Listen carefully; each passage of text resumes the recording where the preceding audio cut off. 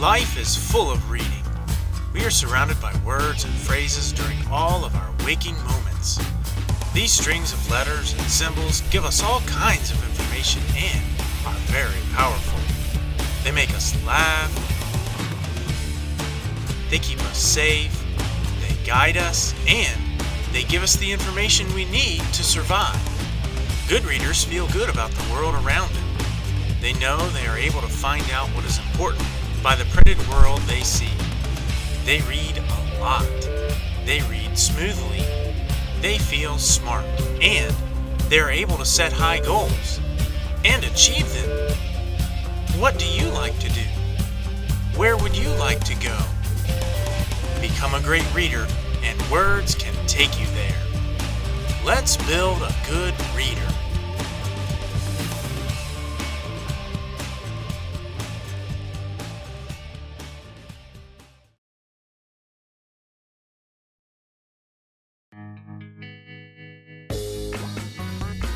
Hey dudes and dudettes, I'm your host for segment 2, Get Ready to Read. There are 3 materials you need to become a good reader.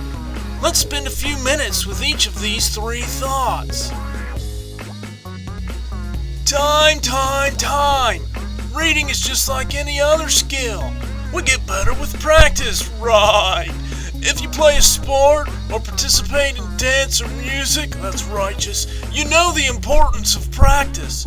You get together as a team or sit down with your instrument and practice the skills and techniques that you need. Reading is no different. We must make the time to practice our reading in order to get better. Right.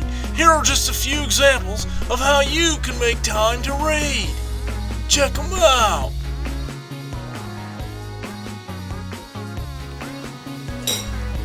Hey, you can read in the morning. While you're eating breakfast, read the cereal box. Cereal boxes are full of fun things for kids to look at and read. Well, maybe you should stay away from the ingredients like monosodium glutamate, but the back is typically full of game-type reading fun. You can read and eat breakfast at the same time. Awesome! Read in the afternoon. That's right, a joke book, comic book, kids magazine, or even the Guinness Book of World Records. Hey, check out the largest wave ever surfed, dude. Are fun things to read with a friend or two. And you don't even need a remote. Yeah.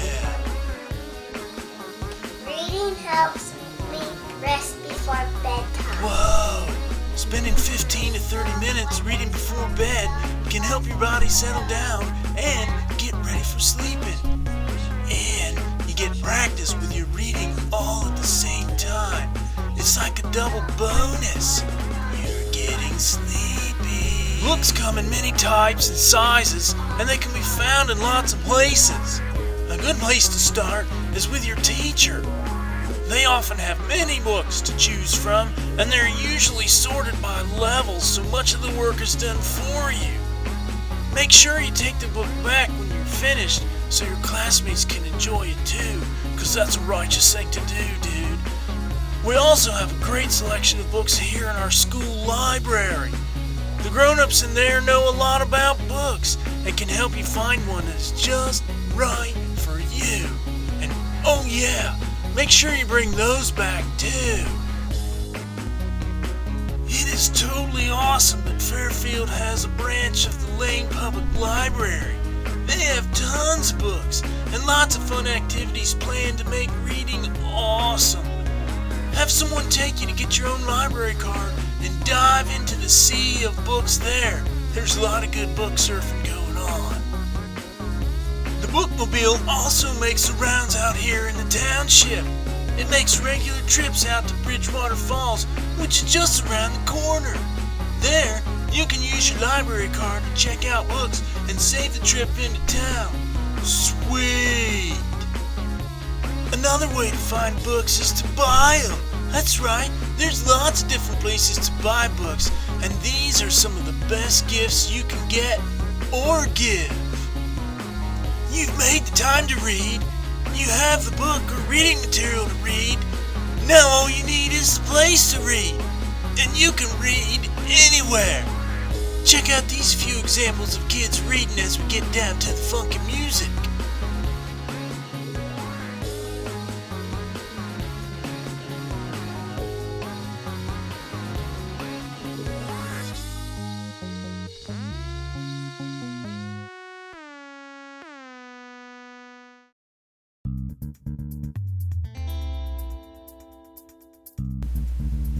Hello, I'm Dr. I'm a Bookworm, and I will be your host for this segment of the program, Get the Right Tools.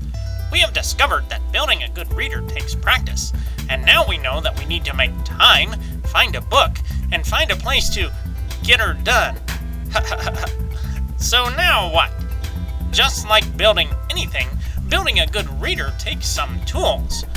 No, not those kinds of tools. Tools to help you if you get stuck. There are several things that you can do. One option you have is to visualize. Look at the word you're reading and break it into chunks. Look for familiar groups of letters that travel together like T-I-O-N or I-N-G. Put your knowledge of the little traveling buddies together to read the word. Another strategy you can use is the retell and predict strategy. Sometimes you can figure out what would make sense if you think about what you have already read. Retell what happened before and predict what might happen next. The picture walk. Sometimes you can get your mind going if you do a picture walk through your book before you start reading. Authors and illustrators work closely together to have the story and the pictures match. You may be able to make connections with other books you've read or your own experiences that could help you while you are reading. I love the picture walk. Of course, there's the skip it and go on strategy. Every once in a while, you'll come across a word you just can't seem to get. That's okay. Skip it and go on. After you read the rest of the sentence, your mind may be able to fill in the blank. You're a smart cookie, and it's very likely that your guess will make sense. Then, look back to see if it's the word that you skipped. If it is, great. If it's not, then the word you filled in will have to do, and you can move on. It's okay to use your hat for something other than a hat rack. One of my favorites is to ask a great reader. After all, I am Dr. I'm a Bookworm. If you're reading with someone else, they can help. Use the 3-second rule. If you count to 3 before you get the word out, they can give it to you. Say the word and finish the sentence. Then, go back and read the entire sentence again so you can get that word set in your mind. Read aloud, too, so you can hear it. Use those helpful folks around you to get the job done.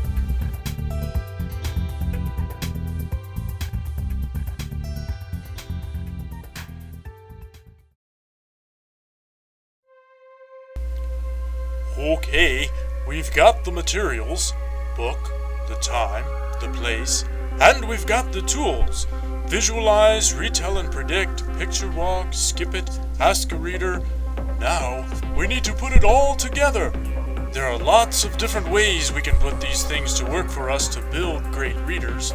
Let's go on a reader hunt and observe some building readers in their natural habitats. Here we see a family practicing choral reading. They're all reading the same material at the same time. This is a great way to model reading at the appropriate rate and with lots of expression. Rate and expression are both big parts of being a fluent reader. Young readers pay close attention to the more seasoned readers and pick up the practices that they see and hear. Fascinating. Shh! We're coming up on a family of sit down with us and read with us. They're practicing the long-lost art of paired reading. This is rarely ever caught on film. While reading a book together, they take turns reading. They may read aloud one sentence each, one paragraph each, or even one page each. Look how they are all reading the book, but only one is speaking at a time. Remarkable. Mouth sips, he slurps, ear burps and big, hair burps and big burps, but the bears.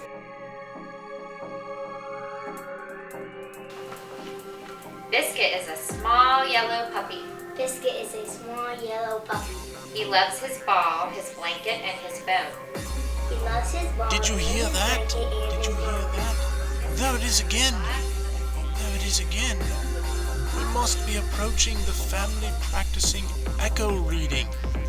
Echo reading is when the experienced reader reads the sentence or paragraph first, and then the beginning reader echoes or repeats what was read. Echo reading is a great way to model a good reading rate along with expression when reading. When the up-and-coming reader is reading fluently, they will sometimes perform the reverse echo read, where the seasoned reader repeats what the young reader has read first. This will help the child hear how he or she sounds when reading. Amazing.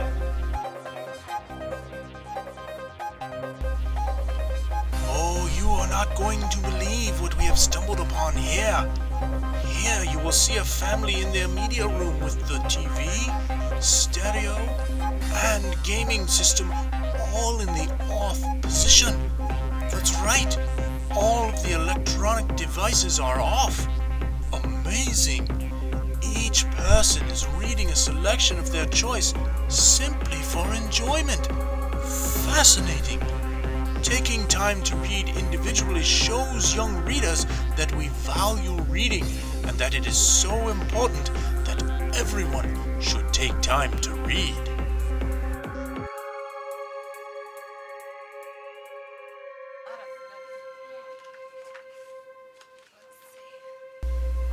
Ah, yes, I've been wondering if we would stumble upon this in the wild. This is the good old-fashioned read aloud.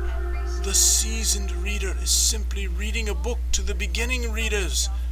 They are enjoying the time together while entering into a world of imagination and not worrying about getting all of the words right.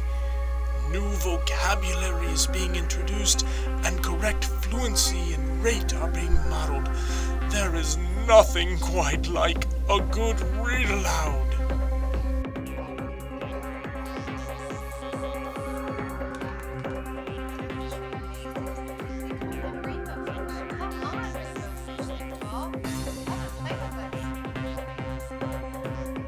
Mr. Blair, Mrs. Blair, and Baby Blair were sitting down to breakfast. It's such a fine morning. Said Mr. Blair. Let's take a walk in the park. What a great idea. Said Mrs. Blair. Feed the ducks. Said Baby Blair. This has got to be one of my favorite examples of building good readers. This family has chosen a book with several different characters. They have read the book together a number of times, and each reader has chosen a character or set of pages. Now, they are about to act out the entire book together. Let's watch as they enter into the world of the story. This seed is too hard. Said somebody. This seed is too ugly. Said somebody. But this seed is just right. He looked for something to play with. This is tremendous. Reader's theater increases fluency by allowing your child to practice his or her part many times before the actual performance. Being able to practice before reading increases your child's confidence as well as building fluency. He looked for someone to sleep.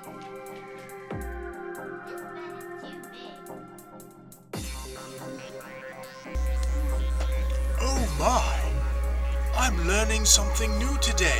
I've not thought of this as building good readers, but it certainly fits. This family is watching TV, but notice what else is occurring. They have turned on the subtitles and they are reading the dialogue. While many young readers are not able to read all of the words that appear, they become very excited when they recognize a word that is not spoken. For example, it might say soft music playing or telephone ring. As they are exposed to more and more text, they begin to read more and more fluently. Fantastic.